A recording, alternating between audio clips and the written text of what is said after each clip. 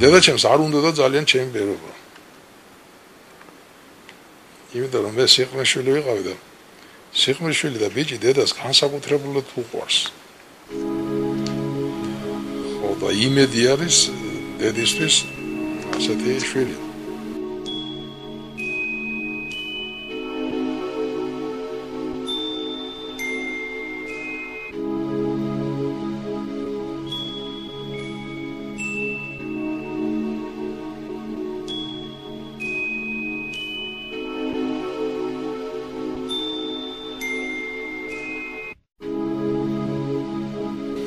რა თქმა უნდა, ჩემი ვერობა იმას მიაჩნდა, ჩემ დაღუპვად და ცდილობდა რომ ესე იგი გადავერჩინე ერთ სიტყვით ამ ესე იგი ცუდი გადაწყვეტილებაზე გარდაცვალებაზე ჩავედი. და უგეცესი. მაგრამ ისე მოხდა რომ ესე იგი მისი ქალები ესწრებოდნენ და ეთქვათ რომ ახლა გამძროს სული თუ ასე აგიგებენ წესსა თუ ასე მოგვივლიანო და დედაჩემის ესე იგი გარდაცვალება აქტიურად გახდა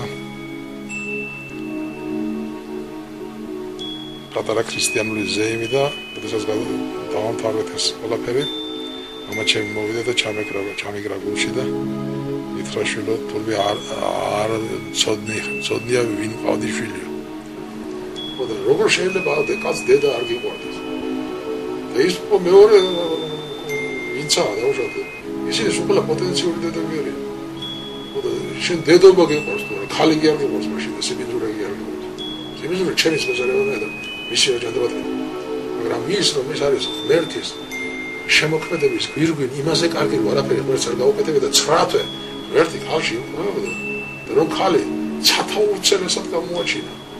ამის ესე იგი აღიარება და ამის შიში როგორ შეიძლება.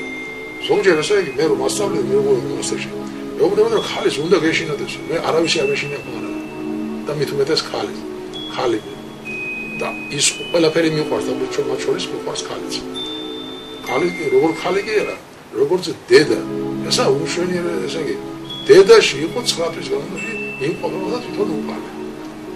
დედა არის სათაუცელესი. დედა არის კაცის სახლი, ცოლს რომ ირთავს კაცი. ასე დაწერია პროექტზე ბიბლიისა. პროექტებზე.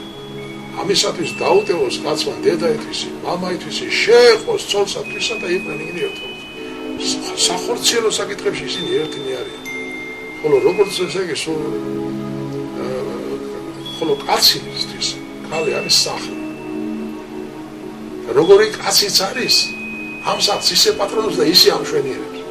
თუ კაცი კარგი კაცია, ამას ისეც გააკეთებს, ისეც გაამშვენიერებს, რომ ერთის ყვაყობილი იქნება და კაციც იმისი ცოლისა და მის ოჯახის შეხედვით.